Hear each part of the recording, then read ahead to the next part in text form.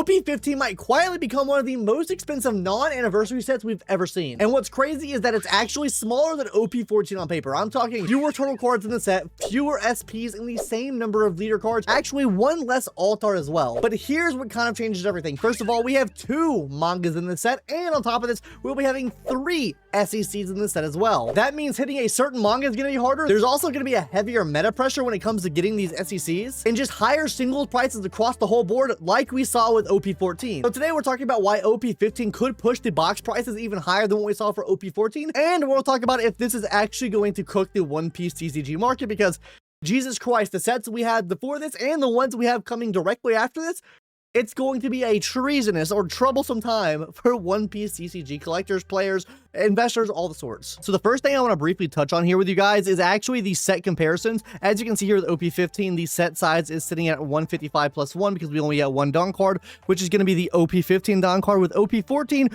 what we got instead was 163 card sides, meaning the other colors had a little bit more cards in them. But as you notice here, 2 mangas, which we'll talk about the significance in this in a second. Also, 2 manga events with each set. To be fair, I do think in terms of value, OP14 probably does win in this regard because it does have the Boa alt event card. Not to say that the event cards from OP15 aren't going to be good, right? Because I do think they look absolutely sick. And honestly, I think this manga event card right here is probably one of the best manga event cards I've ever seen. It looks insane, especially when you see it in person. Leaders, the same exact 7 on 7. Now with OP15, there's with 6 leaders, but with EBO4's edition, that we do get the extra Bonnie leader there, which is actually really interesting for the set, and I think that does increase the value even more. Then we'll talk about SPs. Honestly, OP15 has less SPs. You have to think, this set right here did add in the SPs from EBO4, but with this as well, you have the golden buggy, silver and gold SPs as well added with this set. We have 1 more alt art with the OP14 set. Then we'll having 1 treasure rare, 1 treasure rare. That's the same across the board there, but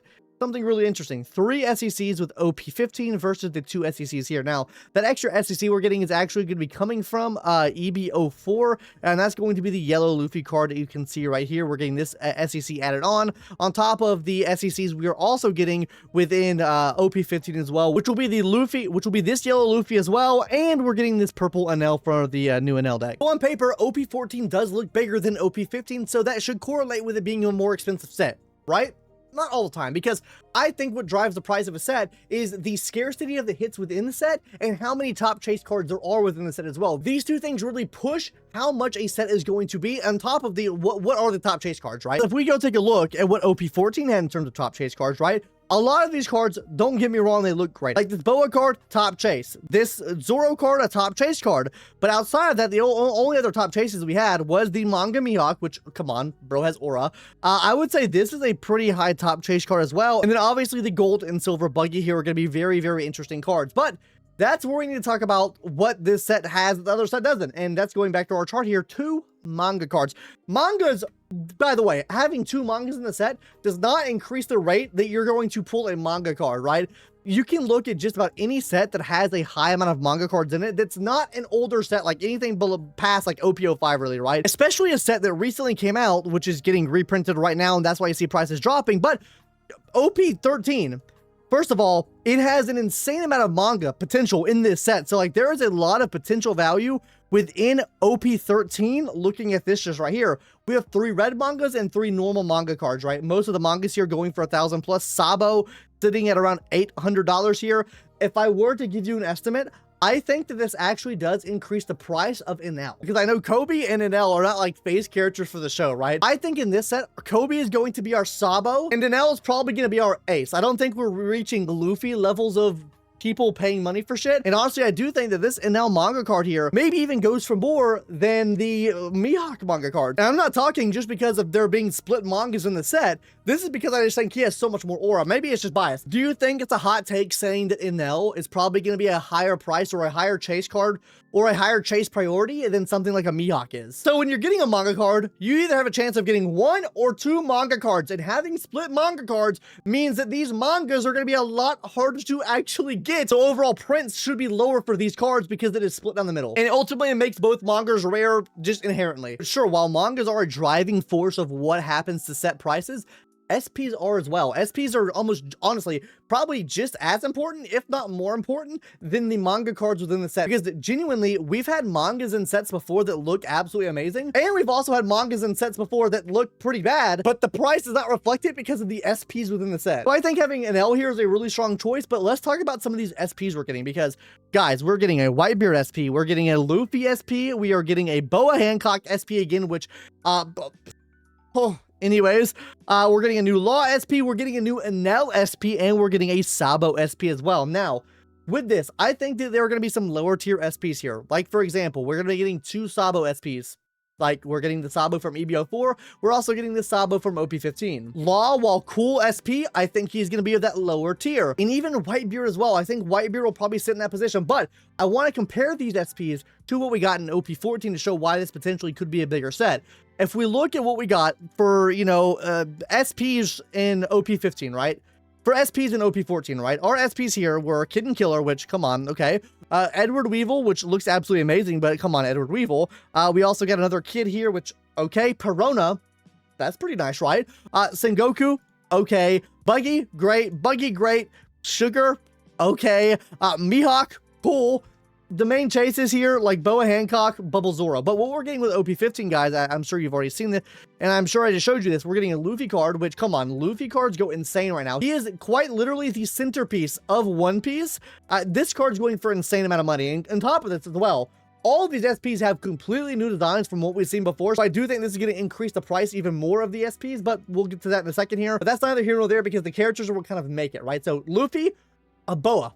Come on, guys, Boa is the card that keeps on giving. I mean, look at these Boas cards right here. I mean, like, this SP is going for $900. This SP is going for $700. This SP is going for $700. I don't even want to guess what the EBO4 SP is going to go for. Boa goes crazy. Considering we're getting another SP with Boa this set, that's going to make this set even more expensive and make this set more valuable in a lot of people's eyes, especially Westerners' eyes, the Gunnergate.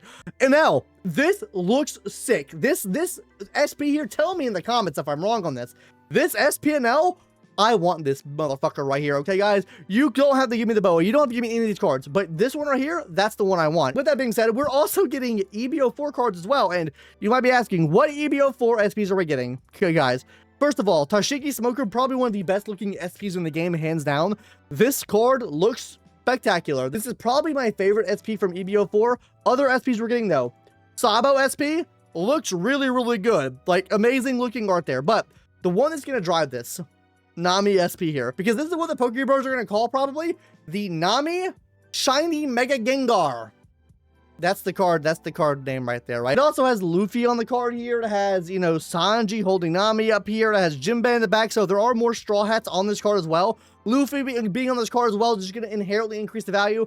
So when we're looking at the set, Nami, Boa, and Luffy on the set. So from a collector standpoint, that is automatically going to increase the value of the set, especially with scalpers and stuff like that. I think they're going to be really going for this set just because of that reason alone. It also that gives a reason for investors to invest because they're going to have these top chases that people really want. So it's a more likely set to invest into, but that's not the only thing. Players. This is, I think, a player set. Like I have mentioned in previous videos, I play One Piece TCG at my locals. I don't really keep up with meta. I don't sim too much, so I don't know how meta relevant these cards are, but the fact that we have 3 SPs in the set is a very, very major factor in this too, because we are getting the new SECs for both Luffy and the new Luffy deck and the new NL for the NL deck. We're also getting the new SEC here for Luffy too. So, I mean, from what I know, this is a really good card. Like a genuine banger of a card. Then we have the other SECs that are going to be very meta relevant. And when you talk about SEC, if you don't know, or if you don't play the game that much, SEC is essentially the highest rarity of a card that is like its own standalone thing. That means that there is no SR with the same effect that this card's going to have. That is a base card. The SEC is the base level card. So potentially, depending on how meta relevant these cards are, we could see, oh, this is going to sound really bad to say, meta cards or SEC cards that are sitting around that $50 to $60 mark. And they're this way because, first of all, they're meta and they have a lower hit rate. Oh God, I don't want to think about it. Oh. So what I want to do with you guys is I actually want to compare where prices are at for OP14 to kind of give you a gauge on where I think things are going to be at for this set, right? Like, as you can see here, it took so long for this card to even start coming down in value. This is $10 a card now. Maybe I buy a couple. But for the longest time, this was a $20 card for an SR. And this right here is a prime example of a meta card being exploited because it's a meta card and it's harder to get because the set is so big. The same thing is going to happen here with the SECs of this set as well, because if this card was $20 and Kuma's where it's at now, where do you think the SECs are going to be at for OP15? They're going to be insane. But hopping in some other cards here as well. The Law probably lower in value. The Sabo probably lower in the value. Maybe the NL. I don't know. NL might be pretty high. He looks fucking sick. But maybe that's just my bias. I don't know. If we look at some of the EBO4 cards, Hashigi probably pretty high. This definitely high. This right here might be on the lower, even though it looks super, super good. And to give you kind of a prime example where I think cards are going to be at, actually, this is on release, by the way, guys. So on release, January 16th, 18th here, this skyrocketed in value to $400, and now it's starting to drop off to $275. Market's starting to stabilize much more on this card, and actually prices are still decreasing even more. But I think the same thing is probably going to apply to this set as well. I think we're going to see an immediate spike and then a follow-up after. Anyways, that's going to do it for my analysis on OP15 and where I think it's going to be at, why I think it's going to be probably one of the biggest sets and most expensive sets we've ever seen. But let me know what your thoughts are in the comment section down below, and that's going to do it for me. Subscribe if you haven't already. Anyways, bye guys, see you later.